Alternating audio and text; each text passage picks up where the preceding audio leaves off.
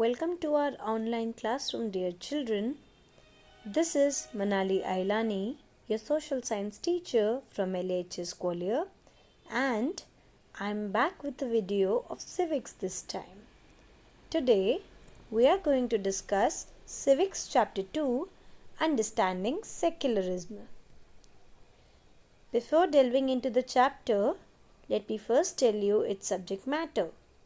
In this chapter, we will study meaning of secularism, need of secularism in a democracy, Indian secularism, and how is Indian secularism different from other democratic societies.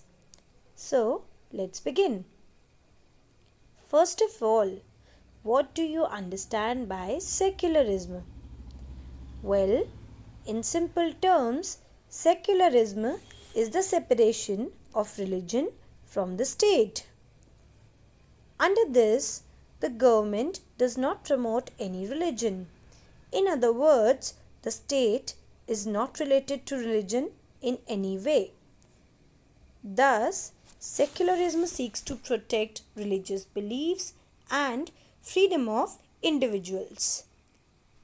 Now, why is secularism needed? Particularly in a democratic country, secularism is essential to fulfill its objectives. So, it is needed for a country to function democratically. It also emphasizes on curbing the control of religious majority over minorities. Religious minorities here mean communities which are smaller in number, like Christians are a minority group in India. This makes sure that all religious groups are equal.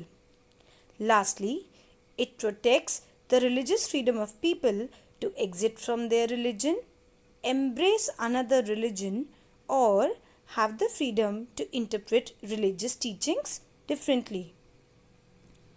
Children, let us talk about Indian secularism now. As we all know, India is a land of diverse religious beliefs and practices. So, in order to preserve its diversity, the Indian Constitution mandates that the Indian state be secular.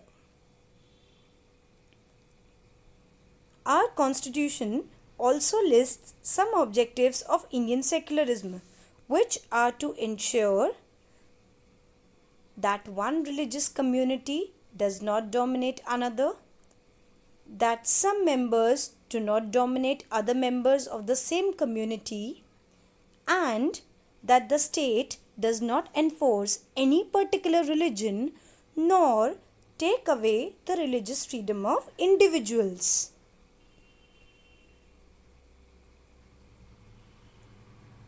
Apart from this, Indian secularism also uses some strategies to prevent religious domination. Let's discuss these.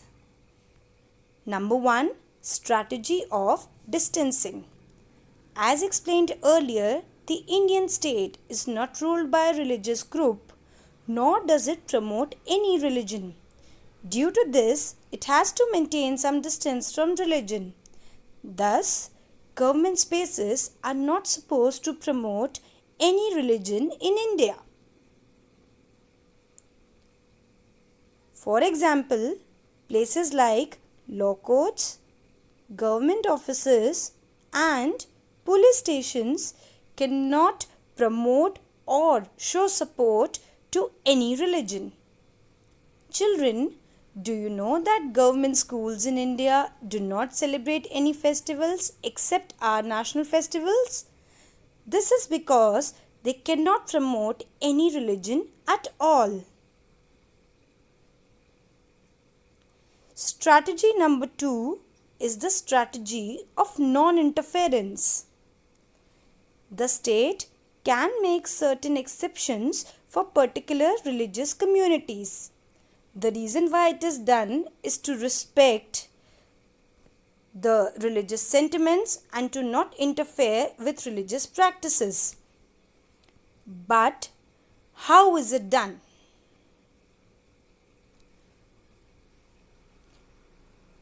We all know that wearing a helmet while riding a two-wheeler vehicle is mandatory in India. But it is not possible for the people of Sikh community to do so, since it interferes with a religious practice, that is wearing a turban. It is not mandatory for Sikhs to wear helmet. The third and the last strategy is the strategy of intervention. Though the state is separate from religion, it can intervene in a religious practice if it believes that it results in violation or non-observance of fundamental rights. This intervention of the state can also be in the form of support to religious communities through financial aids and right to set up their own educational institutions. The biggest example of intervention is the practice of untouchability.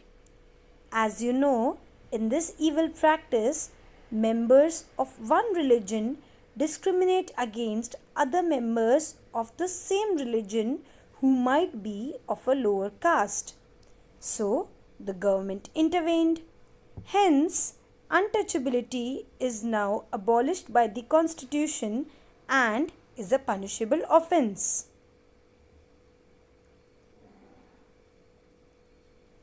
Lastly, how is Indian secularism different?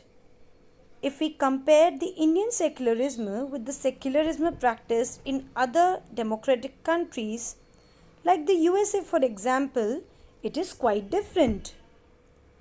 In American secularism, there is a strict distinction between religion and the state.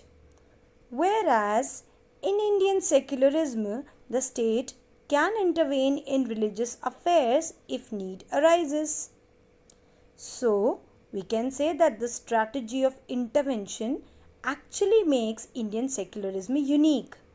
But keep in mind that this intervention in religion by the state has to be based on the ideals of our Constitution. That's it from this chapter. I hope you all understood it very well.